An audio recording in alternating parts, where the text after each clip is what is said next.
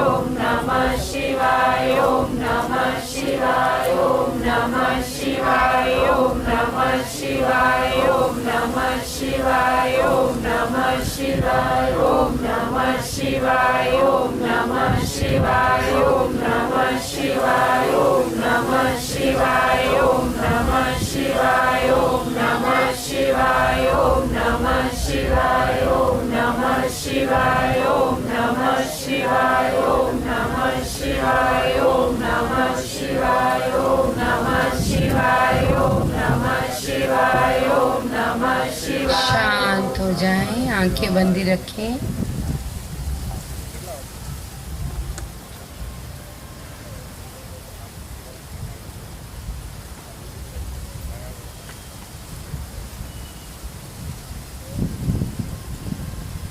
पूरा ध्यान सांसों पर ले जाएं, आंखें बंदी रखें।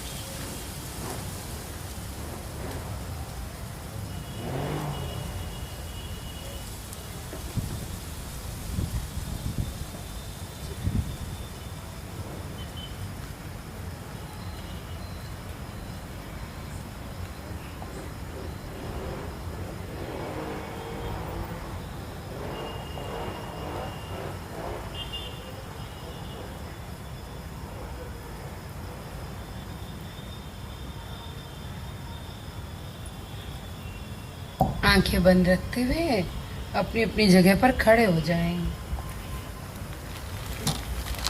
का स्वभाव, मन का स्वभाव क्या है? जिस चीज के लिए मन को मना करते हैं, मन वही करने को राजी होता है। और क्या है मन का स्वभाव? वो जानता है उसे क्या करना चाहिए, क्या नहीं करना चाहिए, फिर भी मन वो नहीं करता जो उसे करना चाहिए। अष्टवक्र राजा जनक को मन की कुछ धारणाओं से मुक्त करने के लिए ये ज्ञान देते हैं। उन्हें शायद जनक को इन धारणाओं में पड़ न जाए ऐसा अंदाजा होगा। एक ब्रह्म ज्ञान प्राप्त व्यक्ति के मन में आदर्शों की कुछ धारणाएं शायद बन सकती है कि अब एक एनलाइटेड सोल जो शरीर भाव में ही नहीं है, जिसके लिए अब जगत ही नहीं है, कोई लोग ही नहीं है, कोई भीड़ नहीं है, द्वैत नहीं है, जिसके अंदर अब इच्छाएं नहीं है, जो स्व में रमण करके परम आनंद की स्थिति में रहता है, उसके मन में कभी भी कोई ऐसा वैसा विचार आना नहीं चाहिए। शायद ऐसी धारणा कभी उसके मन में आ न जाए। ये सोच कर अष्टवक्र कहते हैं कि मन का तो स्वभाव है कि अगर उसे कह दिया कि ऐसा नहीं होना चाहिए तो ऐसा विचार जरूर लाएगा। पर बोले एक तरीका है कि तुम अपने मन के स्वभाव से मुक्त रह सकते हो, और वो तरीका क्या है? आश्चर्य करो, मुक्त हो जाओ। ऐसे पूछना नहीं, अरे मैं तो एनलाइटमेंट के बावजूद मुझे ऐसे विचार क्यों आए, क्यों क्यों क्यों, ये क्वेश्चन मार्क यानी हुक, आपका मन वहां अटक जाएगा। और आश्चर्य में जो चिन्ह होता है वो एक सीधी लकीर और उसके नीचे बिंदी, डॉट। तो आश्चर्य करो और सीधे मुक्त हो जाओ। फिर कहा एक ज्ञानी जो सारे बंधनों को पार कर चुका है, पहली बात तो उसके पास मन के बचने की, मन के फंसने की, मन के बंधने की कोई संभावना ही नहीं है। लेकिन अगर फिर भी उसका मन कहीं फंसता है तो बहुत आश्चर्य की बात है। फिर कहा कि 4 जगह है जहां ज्ञानी का भी मन फंस सकता है। पहला सेक्स, फिर मैं और मेरा, ममत्व की भावना, फिर इच्छाएं, और चौथा है डर। काम वासना या सेक्स हर एक शरीरधारी का सबसे पुराने से पुराना, गहरे से गहरा संस्कार है, क्योंकि इस धरती पर हमने जब जब जिस योनि में जन्म लिया है, हम इस संस्कार के माध्यम से ही आए हैं, काम वासना के माध्यम से ही हम आए हैं। तो ये चित्त पर पड़ा पुराने से पुराना इम्प्रेशन है। लेकिन इसमें भी कई कैटेगरियां हैं जिनको बड़े विस्तार से गुरुजी ने बहुत सुंदर समझाया है, और ये समझने जैसा है। एक कैटेगरी होती है जो बहुत ही निम्न कोटि की होती है, उसे कहते हैं जानवरों वाला सेक्स। एक उच्च कोटि की होती है और एक निम्न कोटि की होती है। कोई भी व्यक्ति जननांगों में रुचि कैसे रख सकता है, ये बड़े आश्चर्य की बात है। ये किसके लिए कहा जा रहा है? वो जो मुक्त हो गया, वो जो देह भाव से चला गया, वो जो सो में रमण करता है, भला उसकी जननांगों में कैसे रुचि हो सकती है, ये बड़े आश्चर्य की बात है। ये उनके अवचेतन में, यानी बैक ऑफ द माइंड भी कहीं ये इम्प्रेशन कैसे रह सकता है? अगर रह जाए तो बहुत आश्चर्य की बात है। जो भी लोग पोर्नोग्राफीज देखते हैं, वो अपने पूरे मानसिक स्तर को डिस्टर्ब करते हैं।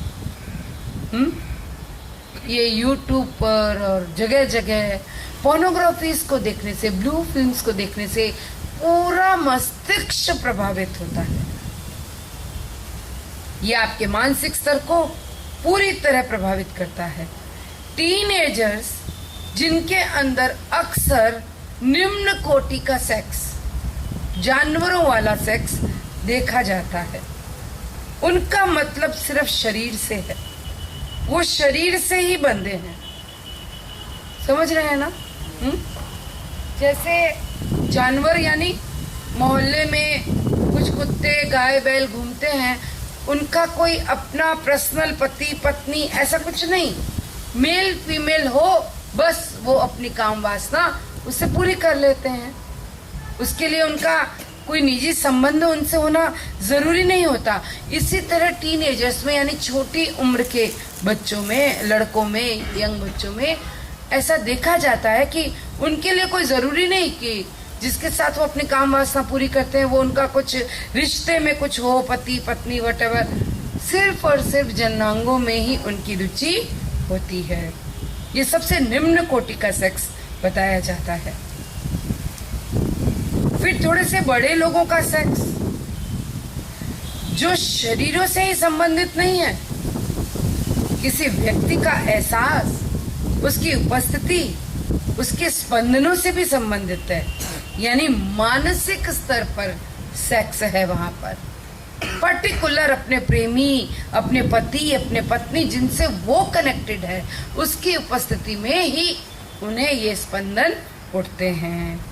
वो जननांगों से प्रभावित खाली नहीं है। निम्न स्तर का सेक्स वही है जिसमें पूरा ध्यान सिर्फ और सिर्फ शरीर के अंगों पर, जननांगों पर हो और कुछ न दिखाई दे। इसके अलावा न व्यक्ति दिखाई दे, न कुछ और किसी बात की जिसे परवाह न हो। उनका पूरा ध्यान शरीर के मांस के टुकड़ों पर होता है। उस चील की तरह, उस गिद्ध की तरह जो यात्रा तो आसमान की करता है, लेकिन नजर धरती पर मांस के टुकड़ों पर रखता है। आप देखोगे शराब खानों में अक्सर यही होता है कि लोगों की शारीरिक अंगों पर ही नजर होती है। इस प्रकार का सेक्स बहुत निम्न कोटि का सेक्स होता है। थोड़े परिपक्व लोगों को मानसिक सेक्स भी होता है, यानी उसमें व्यक्ति का बहुत महत्व होता है, अपने साथी के प्रति एक आकर्षण होता है, उसके स्पर्श का एहसास होता है और चुने हुए व्यक्ति की उपस्थिति में ही ये भावना उसके अंदर आती है। यहाँ खाली शरीर नहीं, मन भी जुड़ा हुआ होता है और मन की धारणा के आधार पर यह घटित होता है। एक तीसरी स्तर का सेक्स है जो आत्मा के मिलन का सेक्स है। आत्मा तड़पती है एक दूसरे के लिए। ये परिपक्व और शुद्ध स्तर का सेक्स है, पूर्ण रूप से जुड़ जाना। ये सेक्स आपके जीवन में किसी न किसी तरह से तो हावी होता ही है। पूरी प्रकृति, पूरी रचना में एक नहीं तो दूसरे तरीके से ये फैला ही हुआ है। अगर एक पेड़ पर फल लगता है तो इसी से, जानवरों का जन्म होता है तो सेक्स से। सबसे उच्चतम श्रेणी का सेक्स वो है जहां मन और आत्मा का मिलन हो जाए, प्रेम सगाई। स्व से जब एकाकार हो जाए, ये दिव्य प्रेम कहलाता है। निम्न स्तर के सेक्स के परिणामों को जानते हुए भी अगर वो इस जगत में विद्यमान है तो ये बड़े आश्चर्य की बात है। वो आश्चर्य करते हैं। इस तरह के विचार अगर अभी भी मन में आते हैं तो अभी भी मेरे मन में ये विचार आते हैं, बस उन्हें देखो, आश्चर्य करो, तुम्हारा मन उसी क्षण रूपांतरित हो जाएगा। मन का विरोध करने के बजाय तुम जागृत हो जाओ, जागो जागो, देखो और आश्चर्य। Is it clear to everybody? Any question? उन्होंने यहाँ ये नहीं कहा कि ऐसे विचार आने ही नहीं चाहिए, आ सकते हैं शायद। 5 कारण भी बताए ना मैंने, उन कारणों से भी आ सकते हैं। तो आए तो विरोध नहीं करना। अरे मैं इतना ज्ञान में हूं, मैं इतना ध्यान करता हूं, फिर भी मुझे ऐसे विचार क्यों आ रहे हैं? विरोध नहीं करना। क्यों नहीं करना? काला बंधन शुरू हो जाएगा। अगर विरोध किया तो ये विचार ज्यादा आएंगे। अगर ये विचार आए, आश्चर्य करो। आप आश्चर्य करके देखना, मन तुरंत रूपांतरित हो जाएगा, चेंज हो जाएगा, तुम्हें सजग करेगा। ये आश्चर्य तुम्हें जागरूक बनाएगा। जिस क्षण तुमने अपने अनंत स्वरूप को भूलते हो, उसी क्षण तुम छोटी छोटी इच्छाओं में फंसते हो। जैसे ही आप आश्चर्य करते हो, अरे अभी भी मेरे अंदर छोटी छोटी इच्छाएं हैं, उसी क्षण आप उससे बाहर आ जाओगे। ये बहुत सुंदर अवस्था है, इसमें बहुत समझने जैसा है। पर गुरुजी कहते हैं मुझे बहुत शक है कि आप मेरी बात को ठीक ठीक समझ भी रहे हो या नहीं समझ रहे हो। इंसान के मन में अभी यही चल रहा होगा, यहाँ बैठे सब लोगों के अंदर। अभी साफ साफ बताओ गुरुजी, ये सब करें कि न करें? क्योंकि मन को तो 2 ही निचोड़ चाहिए, आप समझ रहे हो? या तो सहमति दे दो या फिर मना कर दो, विरोध। 2 में से एक बात बताओ। तीसरी बात, the middle line, the golden line, मन को समझ ही नहीं आती। दूसरी जगह जहां अगर मन अटक सकता है तो वो है मैं और मेरा। एक आत्मज्ञानी व्यक्ति जो सब में स्वयं को और स्वयं को सभी में मानता हो, जानता हो, वो भला मैं और ममत्व में कैसे फंस सकता है? उसके लिए ये मैं और मेरा भला कैसे? अगर है तो फिर बड़े आश्चर्य की बात है। मेरा, अरे व्यक्तिगत भावना उसके अंदर कैसे आ सकती है जबकि वो तो सर्वव्यापी है? ये मैं और मेरा, ये भावना उसे कैसे परेशान कर सकती है? जब भगवान के लिए सब कुछ एक है, तितली, सांप, बिच्छू, इंसान कोई भी हो, फिर सांप और बिच्छू से भी ज्यादा अगर कोई मनुष्य से प्रेम करता है तो वो कैसे? यहाँ बुद्धत्व की स्थिति का बहुत अलौकिक वर्णन किया गया है। जो बुद्धत्व को प्राप्त हो जाए, बोधि को प्राप्त हो जाए, उसके लिए अब जानवर में इंसान में कोई भेद नजर आता नहीं है। आत्मज्ञान की ऐसी अवर्णनीय स्थिति की वर्णन किया जा रहा है। कैसे उसके अंदर मैं और मेरा हो सकता है? हालांकि प्रेम तो पूरी समष्टि में है और सबके लिए समान है, फिर उसके लिए किसी विशेष व्यक्ति का महत्व कैसे हो सकता है? हमें लगता है कि व्यक्तिगत प्रेम अगर यहाँ है तो ठीक है। कृष्ण को प्रेम करते हैं, सुजैन को प्रेम करते हैं। अगर किसी एक से अत्यधिक प्रेम है, इसका मतलब आप दूसरों से प्रेम नहीं करते। किसी को प्रेम है, किसी से बहुत ज्यादा प्रेम है। एक व्यक्ति को अगर बहुत मजबूत प्रेम है तो ये भी किसी दूसरे प्रेम के जैसा है। यानी मान लो एक एनलाइटेड व्यक्ति सभी से प्रेम करता है, पर फिर भी कोई व्यक्ति उसके बहुत करीब हो जाता है। कभी मान लो उसको लगता है नहीं मेरे तो ये बहुत करीब है, मेरे तो ये बहुत करीब है, तो बोलते उसको मैं और मेरा या कोई करीब कैसे हो सकता है? तो यहाँ पर अष्टावक्र बड़ा चैलेंजिंग जवाब देते हैं। वो कहते हैं कि हाँ, ये भी पॉसिबल है, ऐसा हो सकता है। कहते प्रेम तो प्रेम है, चाहे वो यूनिवर्सल है या व्यक्तिगत है, इसमें क्या फर्क पड़ता है तो वो भी प्रेम ही। नहीं समझ आया क्या? हाँ ना, ऐसा मानते हैं कि एक एनलाइटेड व्यक्ति के लिए मैं मेरा कोई नहीं है, उसके लिए सब एक समान है, सबके लिए एक जैसा प्रेम है, कोई भिन्न भिन्न भेद नहीं है उसके अंदर। पर कभी कभी देखा गया है कि जैसे रामकृष्ण परमहंस को विवेकानंद बहुत प्रिय थे। ये भला कैसे हो सकता है? हम सवाल उठा सकते हैं कि वो तो रामकृष्ण थे, परमहंस, उनके लिए तो सब एक होने चाहिए, उनका विवेकानंद पर इतना लगाव क्यों? तो गुरु जी कहते हैं और अष्टावक्र कहते हैं कि क्यों नहीं हो सकता। ये भी प्रेम है और वो भी प्रेम है। प्रेम में फर्क कैसा? नहीं समझे? अभी नहीं समझे? अभी भी नहीं समझे? जो है ही नहीं, एक ही प्रेम है, यूनिवर्सल का हो या इंडिविजुअल। एक व्यक्ति मान लो जो सबसे प्यार करता है, हो जैसे मान लो आपको बहुत सारे फूल पसंद है, सारे फूल पसंद है आपको, पर हो सकता है आपको पर्टिकुलर गुलाब बहुत पसंद हो। इसका मतलब आप दूसरों से नफरत करते हो क्या? ये भी प्रेम है और वो भी प्रेम है। तो यहाँ पर अष्टावक्र कहते हैं चाहे कोई व्यक्ति एनलाइटेड क्यों ना हो गया हो, उसे भी किसी से प्रेम ज्यादा हो सकता है। ठीक है? कुछ लोगों की धारणा है जिसको यूनिवर्सल प्रेम है उसे पर्सनल प्रेम नहीं होना। ये धारणा उन दिनों में भी थी। जो व्यक्ति आत्मज्ञानी हो गया, अब ब्रह्मज्ञानी व्यक्ति किसी से पर्सनल प्रेम न करे। अष्टावक्र इस पुरानी धारणा को मिटाते हुए कहते हैं दिव्यता अनंतता से जो प्रेम करता है वो व्यक्तिगत प्रेम भी कर सकता है।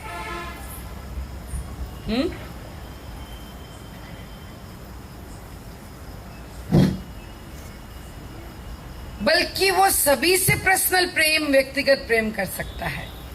अगर आपको लगता है आप किसी से बहुत ज्यादा प्यार करते हो तो आपको उससे भागने की जरूरत नहीं है। द्वंद्व में मत पड़ना, विरोध मत करना, इस बात से लड़ना मत। एनलाइटमेंट के बाद अगर आपको लगे कि नहीं मुझे इससे तो बहुत अटैचमेंट है, अरे मैं मुंह में तो नहीं पड़ रहा हूं कहीं, तो बोले द्वंद्व में नहीं आना, भागना नहीं उस व्यक्ति से। भागोगे और द्वंद्व करोगे तो क्या होगा? काला बंदर और ज्यादा मन उसी की तरफ भागेगा। बहुत से साधक ऐसा करते हैं, बहुत से साधक साधिकाएं ऐसा ही करते हैं। उन्हें कई ज्ञानशालाओं में ऐसा सिखाया जाता है कि न सिर्फ यहाँ बल्कि किसी भी व्यक्ति से आपको प्रेम होना ही नहीं चाहिए। कई धर्मों में ये सिखाया जाता है व्यक्ति से प्रेम नहीं करना है भाई तुमको। भगवान से प्रेम करो, और अगर है तो बोलते नष्ट करो। अगर है तुम्हें किसी से प्रेम तो उसे नष्ट करो। ये पुराने जमाने में गलत सिखाया गया, ये गलत भावना है। अष्टावक्र कहते हैं अगर व्यक्तिगत प्रेम से उनके अंदर नजर आए उस पर आश्चर्य करो, अरे ममत्व है मेरे अंदर। जब एक जागृत व्यक्ति ये महसूस करे मैं इससे उससे उससे बहुत प्यार करता हूँ, ये बात उसको दर्द देने लगती है। और अगर एक बार दर्द शुरू हो गया वो व्यक्ति वापस अंधकार में डूब जाए। मैंने बताया ना, अब अपना ही मन परेशानी का कारण है।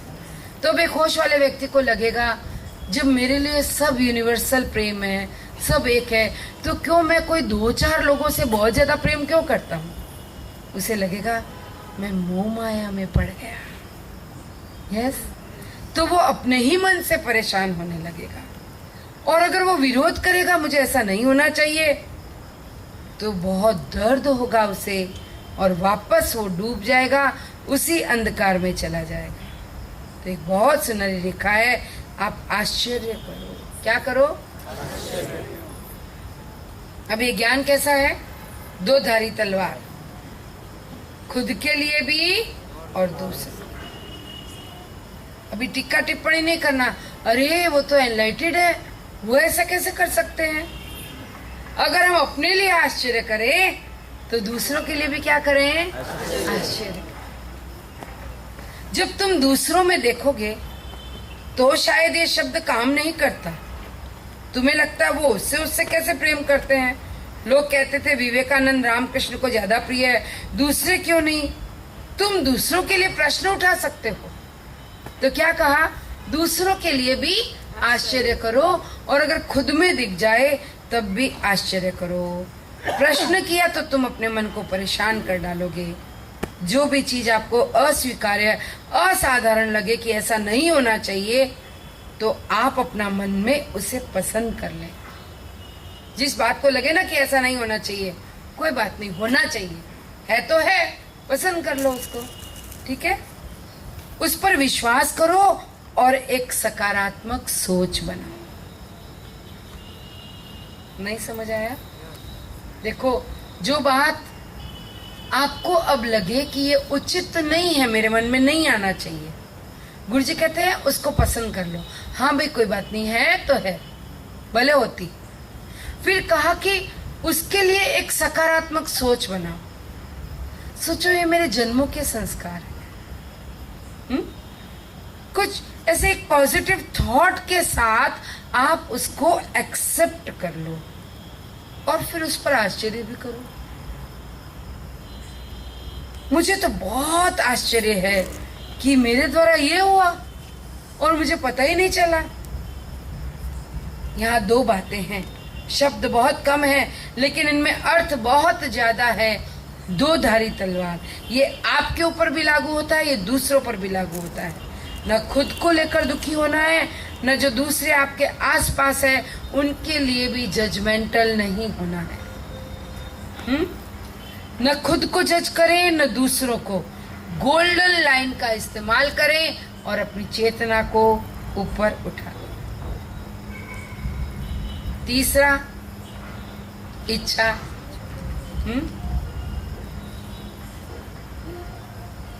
एक ब्रह्मज्ञानी व्यक्ति को इच्छा हो ही नहीं सकती। जागरूकता की सबसे बड़ी दुश्मन अगर कुछ है तो वो है इच्छा। ये इतने आश्चर्यजनक बात है कि अगर कोई व्यक्ति एनलाइटमेंट को प्राप्त हो गया फिर भी अगर वो कोई इच्छा रखता है तो ये बहुत बड़े आश्चर्य की बात है। शरीर की क्षमता इतनी नहीं है कि वो कुछ कर पाए, फिर भी इच्छाओं में व्यक्ति फंस जाता है। इसका मतलब उसका मन स्पष्ट और केंद्रित नहीं। क्या स्पष्ट है और क्या केंद्रित नहीं है, बताओ।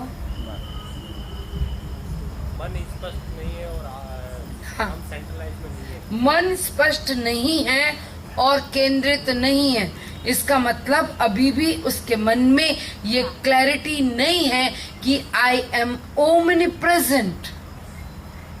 मैं सब जगह हूं और सब कुछ मेरा है। ये बात अभी उसके हृदय में स्पष्ट नहीं है और वो अपने स्व में पूरी तरह से केंद्रित नहीं। यहाँ एक बाधा है कि ये इच्छाएं आपके मन को फिर अंदर अंदर जलाएंगी। जब इच्छाएं तिरोहित होती है तो मन शांत, शीतल, स्पष्ट, केंद्रित हो जाता है। बहुत लोगों ने अपने अंदर ऐसी स्पष्टता और केंद्रित होने को आज तक महसूस ही नहीं किया। पूरा जीवन अगर उन्हें ऐसा अनुभव नहीं हुआ तो ये उन लोगों का बहुत बड़ा दुर्भाग्य है। लेकिन जिन्होंने शांति को, स्पष्टता को, केंद्रित मन को अनुभव किया है, भला वो कैसे इच्छाओं में गिर सकता है? ये बड़े आश्चर्य की बात है। हालांकि तुमने जान लिया, फिर भी तुम इसमें फंस रहे हो। वो ये नहीं कहते कि ये सही है या गलत है। तुम ऐसा करो और ऐसा मत करो, क्योंकि मन तो इन दो ही निचोड़ों पर जाएगा। अच्छा, इच्छा नहीं करनी चाहिए, फिर बंधन शुरू हो जाएगा। जितना रोकोगे उतना ज्यादा आएगा। वो क्या कहते हैं, अगर मन में इच्छाएं दिखे तो आश्चर्य करो और मुक्त हो जाओ।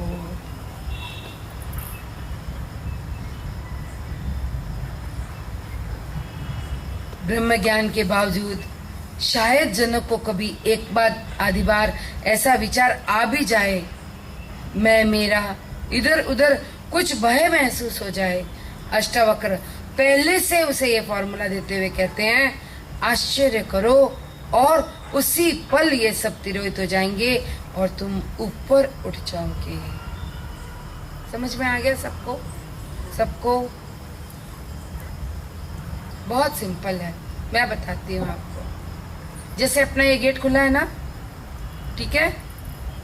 अभी मान लो बाहर मोहल्ले में कुत्ता है, वो हमारी नजर अगर वहां नहीं है तो आराम से घुसकर हम सबके बीच में बैठ जाए या पूरे फार्म हाउस में घूमेगा।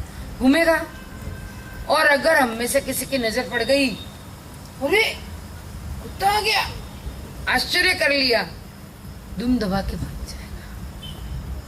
मन में ये सारी चीजें, ये विचार जब आते हैं ना, तो हम उसके प्रति सजग नहीं होते, हम उसे देखते नहीं हैं, ठीक है? तो वो विचार हमारे मन पर हावी हो जाते हैं। ये तो है एक स्थिति। दूसरी स्थिति क्या है, अगर आ जाए तो हम विरोध करते हैं, अरे रे रे पटलू ज्ञान सांभळे, हमारे अंदर आवा विचार नो आवा जाइए। ये दूसरी स्थिति। तो काला बंदर शुरू हो जाएगा। आप समझ रहे हो? अब एक तीसरी स्थिति है, ओह ऐसा भी होता है, और मन तो कल। अभी क्लियर हुआ या नहीं हुआ? ये तीन स्थितियां, इनको याद रखना। आपकी नजर पड़ गई किसी भी विचार पर, अच्छा मेरे मन में ये विचार आ रहा है, विचार दूर, ठीक है? नहीं तो उस विचार पर आप चढ़ जाओगे, उस विचार का व्यवहार करना शुरू कर दोगे। अगर विचार आया और आपने विरोध कर लिया तो वो विचार आपको अब जन्म जन्मांतर छोड़ेगा नहीं, पकड़ के रखेगा। आप जितना भागोगे काला बंदर उतना आपके सर पर आएगा। और अगर देखकर आश्चर्य करो, बाप रे अभी भी आ रहा है, उसी क्षण वो दूर हो जाएगा। कुत्ते पर नजर पड़ गई तो कुत्ता भाग जाएगा। लोग मुक्ति की चाह में बहुत कोशिश करते हैं, मुक्ति भी चाहते हैं, मुक्ति के लिए तड़पते भी और मुक्ति से डरते भी हैं। गुरु जी कहे, मैं ऐसे लोगों का क्या करूं?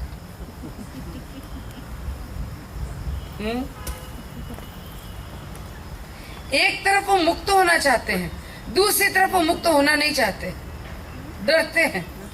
जो व्यक्ति संसार से विरक्त है, लोक परलोक से विरक्त है, जो मुक्ति के लिए कोशिश कर रहे हैं, अगर उनमें मुक्ति को लेकर भय है तो ये बड़े आश्चर्य की बात है।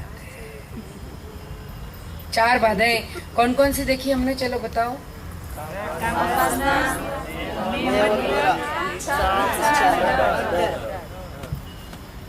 कैसे डील करोगे? और ऐसा जानते हो कौन कर सकता है?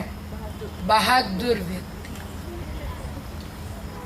एक बहादुर व्यक्ति अपने इंद्रिय सुखों के भोग का आनंद लेते हुए अपनी परिस्थिति वातावरण से परेशान हुए बिना अपने स्व में रमण करता है। पूरी की पूरी रिपीट करो रिपीट। एक बहादुर व्यक्ति इंद्रिय सुखों के भोग का आनंद लेते हुए अपनी परिस्थिति वातावरण आदि से परेशान हुए बिना अपने स्व में रमण करता है, वो बहादुर व्यक्ति है। कहीं भागने की जरूरत नहीं है। ऐसा नहीं है कि आप नॉलेज में हो, अभी आप एनलाइटेड हो, अभी आपके सामने कोई पाव भाजी ले आए, अरे ठीक है आज भोजन में यही है, ओके।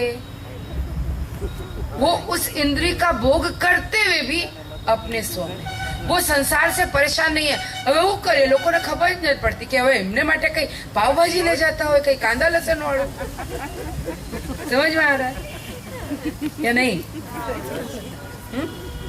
तो वो लोग उसके बारे में ऐसा सोच सकते हैं कि ये पाव भाजी, लेकिन उसके मन में ऐसा नहीं है कि मैं पाव भाजी खा रहा हूँ, उसको वो आनंद नहीं है या उसके साथ वो न्यूट्रल है। हाँ ठीक है। और ना तो वो वातावरण परिस्थिति से परेशान होता है, वो हमेशा अपने स्व में रमण करता है। न तुष्यति न कुप्यति, न तो वो इच्छाओं के पूर्ण होने पर नाचता फिरता है, न वो इच्छाओं के अधूरी रहने पर रोता फिरता है,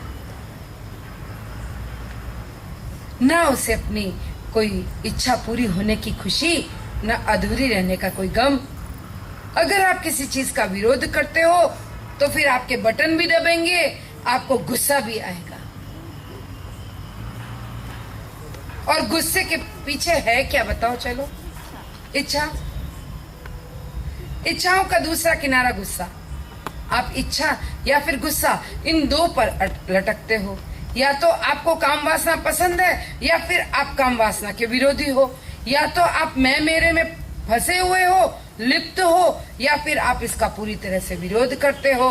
पर एक बहादुर व्यक्ति संसार के भोग को भोगते हुए न हिलता है, न संतुष्ट होता है, न पीड़ा युक्त होता है, न क्रोध में होता है, चाहे घटनाएं कुछ भी घटित। ये सुनहरा वाक्य है। ये 4 बाधाओं के बारे में बताते हुए उन्होंने जनक के मन से आत्मज्ञान को लेकर जो धारणाएं थी उन्हें पूरी तरह से मिटा दिया।